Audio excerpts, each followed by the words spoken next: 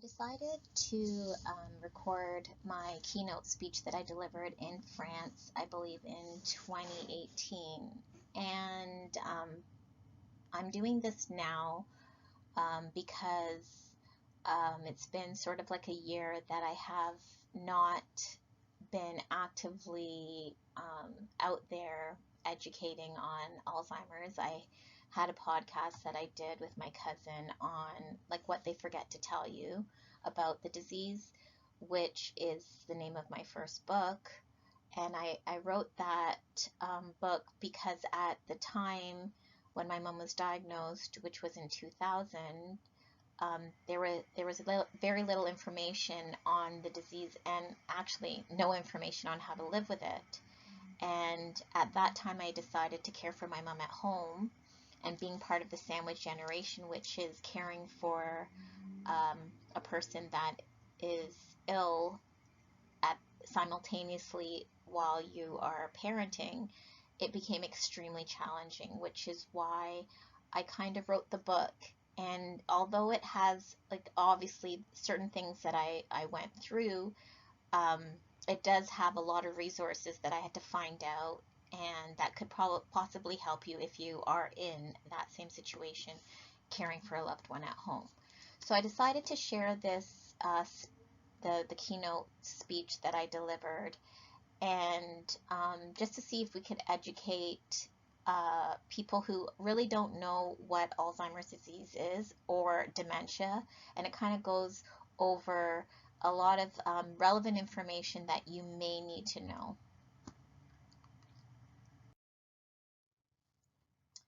So, there's reason to be afraid.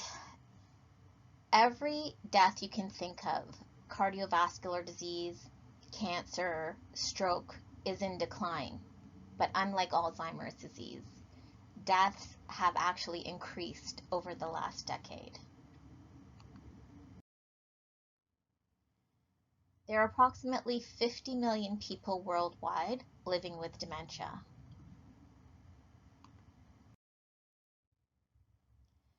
Someone in the world develops dementia every 3 seconds. 10% of the people over the age of 65 will develop some sort of dementia, and people over the age of 85 have a 50% chance of developing it. A woman named Augusta Dieter was taken into a medical asylum in Frankfurt, Germany in 1901. Augusta was 51 years old and was displaying odd behavioral symptoms including paranoia, progressive sleep and memory disturbance, aggression, and confusion. Her doctor was Alois. He watched over his patient but didn't know how to assist her or to treat her. Eventually, Augusta succumbed to her illness and passed away in 1906. Alois performed an autopsy and found bizarre lesions in Augusta's brain. Alois had never seen that type of atrophy in the brain in his career. That was well over 100 years ago, and even if Augusta was alive today, there would still be no one that would be able to assist her. Augusta's doctor's last name was Alzheimer, and Augusta Dieter was the first patient documented with what we now know as Alzheimer's disease, named after Dr. Alois Alzheimer.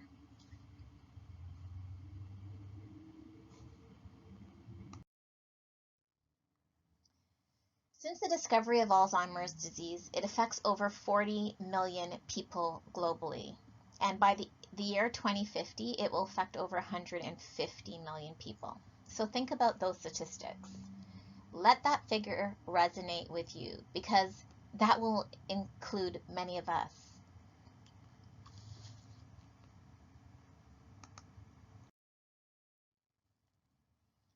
So look to the left and then look to your right. We are living longer, so the reality is that our chances of getting Alzheimer's disease will be close to 1 in 2 individuals developing it, which means that you'll probably spend your later years either suffering from Alzheimer's disease or helping a friend or loved one with Alzheimer's disease. Or in my case, and even in the case of Augusta, being part of that sandwich generation where you are balancing a career, a newborn, and looking after your sick parent with the disease. The other reality of the 150 million people in 2050 that are going to be affected by Alzheimer's disease is that it will also include people in their early 40s and 50s, which is early the onset disease, that make up about 5% of the population. My mother was one of those people in that category. So put it in perspective that Alzheimer's disease is not just an age-related disease and something that you don't really have to think about until you're much older or your parents are older. What if you were in your 30s and your mother or father developed it? What if you were in your 20s and you had to take care of a parent that had it? Does it resonate a little bit more with you? We are quite aware of Alzheimer's disease care costs being exorbitant. In the United States alone, it already costs around $200 billion a year. And today it's the most expensive diseases, and costs are only projected to increase 5 times the amount by 2050 as the baby boomer generation ages. It is estimated that about 564,000 Canadians have Alzheimer's disease and related dementia. The number of people in Canada with dementia is expected to grow by the year 2031 to 3 to 4 million people due to the aging population. It is estimated that the cost to the healthcare system and out-of-pocket expenses of dementia will be about $10.4 billion. There's a projected increase of this figure to $16.6 billion, a 60% increase by the year 2031.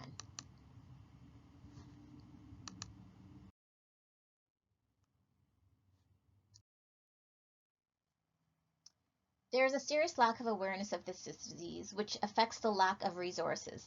And, of course, there is no cure.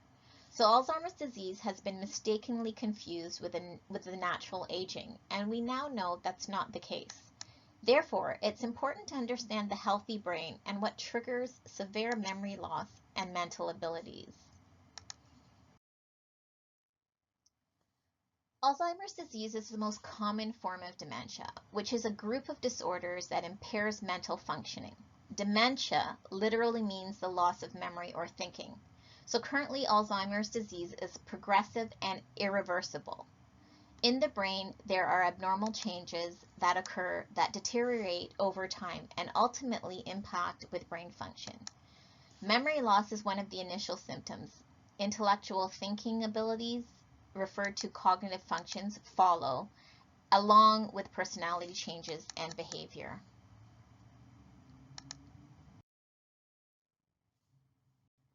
Alzheimer's is a progressive disease and it typically advances in stages. So when Alzheimer's disease is advanced, those affected become completely dependent on others for every aspect of care. The length of time that one can have the disease varies between individuals, and individuals can have it from 5 to 20 years. The most common cause of death due to Alzheimer's disease is some sort of infection. In Alzheimer's patients, the loss of cognitive function is by disease-associated changes in the brain. Usually, though, through an MRI, the brain shows a formation of plaques which looks like tiny Brillo pads in the spaces between the nerve cells. The plaques contain a brain protein called beta amyloid. The other proteins in the brain, tau, within the nerve cells collapses, making it appear as though it is a twisted piece of thread inside a nerve cell. Through the course of the disease, the nerve cells in the brain continue to shrink and die as the disease progresses. As nerve cells continue to die, the brain itself shrinks and wrinkles along with its surface and thus becomes very smooth.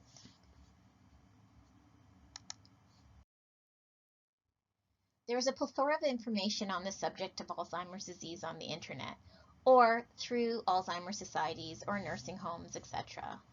There is scientific research, neurologists that study the brain and the atrophy of the brain. However, there is very little of how to live with the disease. And there is sound logic on why there is little or no information concerning this topic. There is no article or information or anything that someone can offer any solace in dealing with this disease that follows no structure and literally returns a full-grown adult into a fetus.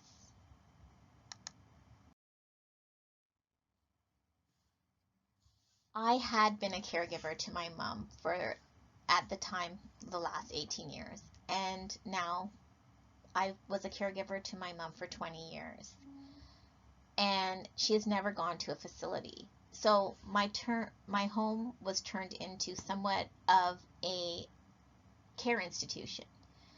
My mother developed the disease at the age of 57. She was a registered nurse who did not get to retire from a 40-year career. My father passed away suddenly a year after her diagnosis, and therefore her care became part of my family at the age of 31. I was immediately propelled into the sandwich generation, unarmed and uninformed. And if I paid close attention to the development of my son, I would understand now, after 20 years of going through the end stages of the disease, which is an exact reverse.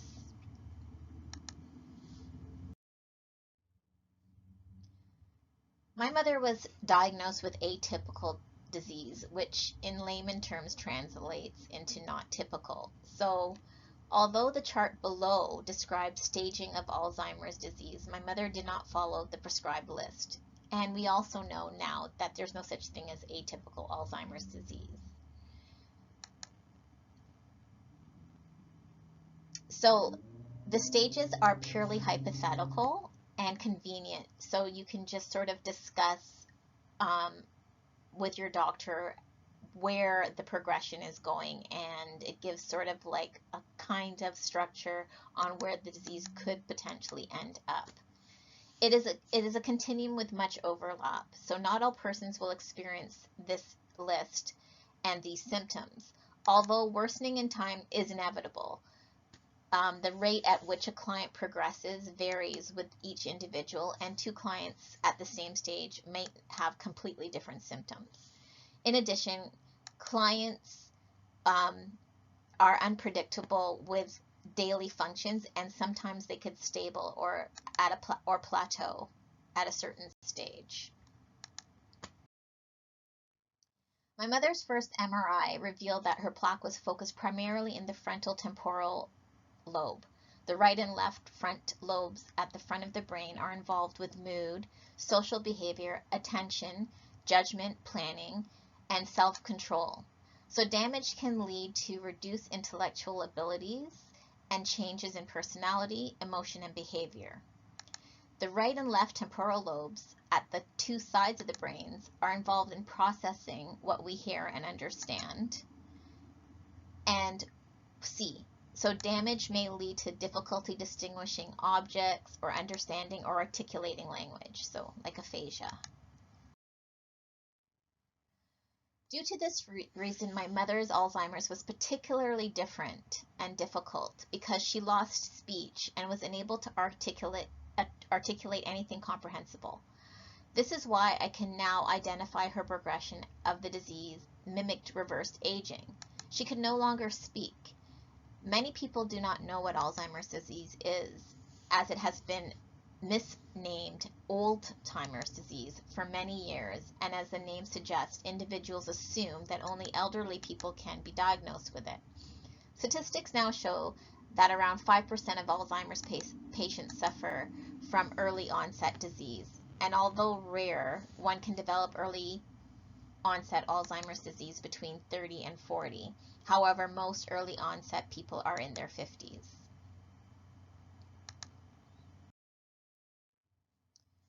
There are different types of dementia: vascular dementia, Lewy body dementia, frontal temporal dementia. Vascular dementia is the second most common form of dementia next to Alzheimer's disease, and it takes place when the blood flow to the brain becomes reduced. Cerebrovascular disease is the progressive variation in the blood vessels, and the most common vascular change associated with age is the buildup of cholesterol and other matters in the blood vessel walls. When this occurs, it results in thickening and hardening of the walls, as well as narrowing of the vessels, which can cause a reduction or even a complete discontinuing of blood flow to the brain regions delivered by the affected artery. If this takes place precipitously, it will result in a stroke.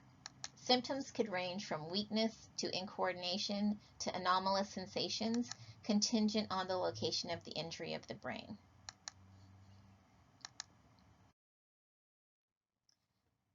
Vascular dementia is a term typically reversed for the subtly progressive worsening of memory and other cognitive functions that is presumed to be due to the vascular disease within the brain. Although similar to the symptoms of Alzheimer's disease, the changes in the brain of vascular dementia patients are due to chronic reduced blood flow in the brain that eventually causes dementia. These two types of dementias, Alzheimer's disease and vascular dementia, are difficult to distinguish from each other due to the similarity of symptoms. The second most frequent cause of dementia in elderly adults is Lewy body dementia, which includes dementia with Lewy bodies and Parkinson's disease with dementia. These progressive brain diseases are linked with abnormal clumps of protein entitled alpha-synuclein. These clumps, called Lewy bodies, originate in the nerve cells throughout the outer layer of the brain and deep inside the midbrain and brain stems. Patients with these diseases experience progressive cognitive degeneration. Common symptoms include problems with movement, visual hallucination, and fluctuations in thinking skills and attention. Frontal temporal dementia is a progressive degenerative brain disease that slowly destroys the capability to act appropriately, relate to others, learn, reason, make decisions, communicate, and perform daily activities. Frontal temporal dementia is the most common cause of dementia for people under the age of 60 and affects as many individuals as Alzheimer's disease in the 45 to 64 age group category. It affects more men than women, and as with other dementias, frontal temporal dementias can be mistaken for Alzheimer's disease, Parkinson's disease, depression, manic depression, obsessive compulsive disease, and schizophrenia.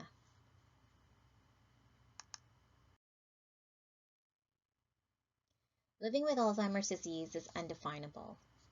It is a day-to-day struggle with what the disease will present, and it is a constant reminder that deep inside your loved one does still exist. However, the challenge of the disease and the immense amount of time it takes away from any normalcy of life makes it extremely challenging. The disease has very limited awareness, which also makes it difficult to understand and to emotionally assist the caregiver. The disease does not only affect the inflicted, it significantly affects the caregiver. The disease is so undignified, and so much so for someone developing it in their 50s. Putting my mother into a nursing home was just not an option for me.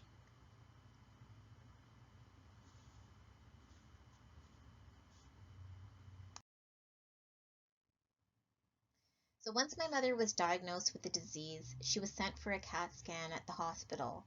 They also referred her to a neurologist, and I remember that neurologist checking for her dexterity and was very surprised that she had her full dexterity, as he said that one of the first signs was usually weakened with Alzheimer's disease was dexterity. This, I presumed, was due to the atypical nature of her disease, and the neurologist advised that she would have to report her disease to the Ministry of Transportation to have her license suspended. My mother just found out that she had an incurable disease, and now her independence was being taken away at the same time.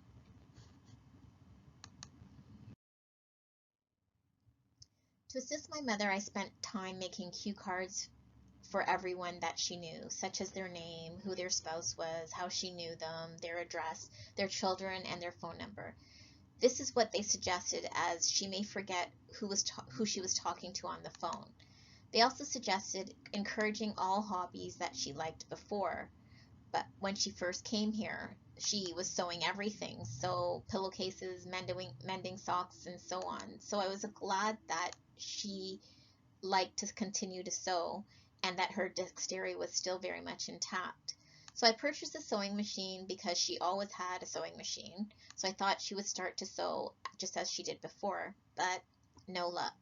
Obviously, the interest was no longer there, and I thought she may go back to reading, but she lost interest in that as well. My mother was taking Aricept, which was approved for treatment of mild to moderate Alzheimer's disease by the FDA in 1996, and for the treatment of severe Alzheimer's in 2006. Studies showed that it helped cognition and function and including effects on memory and performing everyday tasks. Aricept is the #1 prescribed Alzheimer's drug worldwide and is part of a class of medicines known as cholinesterase inhibitors.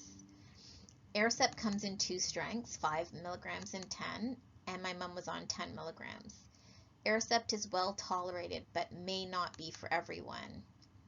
People at risk for stomach ulcers or who take certain other medicines should tell their doctors because serious stomach problems such as bleeding may get worse. Some people who take Aricept may experience fainting, nausea, vomiting, diarrhea, bruising, restless sleep, muscle cramps, and loss of appetite. My mother was 130 pounds when she was first diagnosed. After being on Aricept, she had no appetite, would complain of headaches, and would not sleep well. She was still able to have a conversation, and she knew who we were, and I would not ask her to cook, just for fear of her forgetting and leaving the stove on. Everything else was okay. She just had to be reminded. When I had to go to work, I would wake her up and remind her to have a shower. I'd put out her clothes, and she'd walk to her friend's house every morning. She was able to remember to put on her shoes, lock the front door, and walk to her friend's house. I would drop my son at daycare, go to work, pick up my son, and then pick up my mom at her friend's house. When my father passed away 14 months after her diagnosis, her disease immediately worsened. She could not walk to her friend's home, and her behavior was changing. She was becoming aggressive and uncooperative. I hired a live-in caregiver as I worked full-time, and to offset the time off of the caregiver, I also had to put her in an adult day program offered by the Alzheimer's Society, and made arrangements for travel to and from the program. On these days, I would arrange a personal support worker to come in to get her ready for the program and wait with her for the transportation. The day program lasted about a year, and the disease changed once again, and she was no longer benefiting from the program and had a few incidences with other patients. I then had to supplement personal support workers for the time that the living caregiver was off. In these stages of the disease, my mom would always try to leave and needed constant monitoring. Her behavior was very challenging, and it would change from aggressive to apathetic. With each living caregiver came another care plan that had to be modified to the current stage of the disease. About 15 months after my mom had been diagnosed, my mother's incontinence commenced, and she would have various mood swings that either would be crying or just plain aggressive.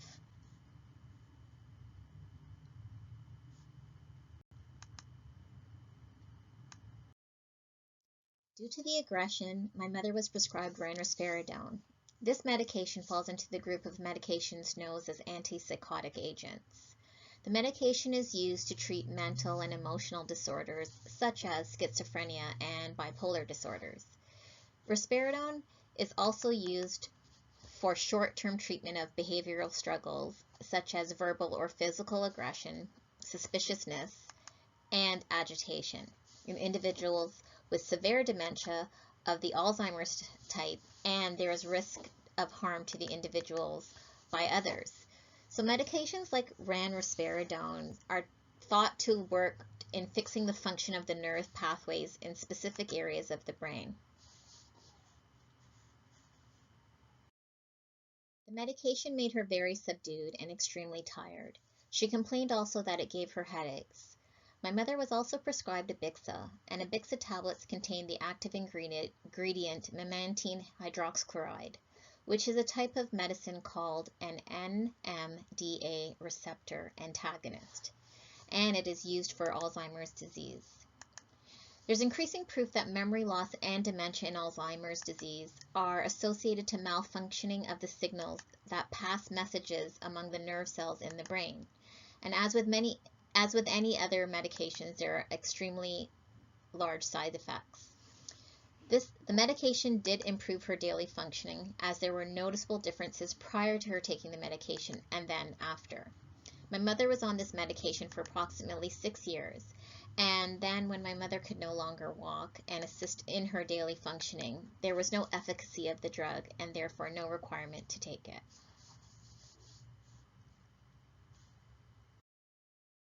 My mother's brain was deteriorating according to MRI scans, and my mother started to develop seizures. And according to research, individuals who suffer from Alzheimer's disease also increase their risk of seizures, which I did not know. And it is estimated that 10 to 22% of the people with Alzheimer's develop unprovoked seizures at some point, the highest rates being associated with hereditary early onset, such as my mother. So due to that fact, there's little currently understood about the nature of seizures that are linked to Alzheimer's disease, and they are therefore difficult to identify. And additionally, it is reported that more than half of the seizures experienced by the people with Alzheimer's disease are non-convulsive. So there's a possibility that they can go unrecognized or unnoticed.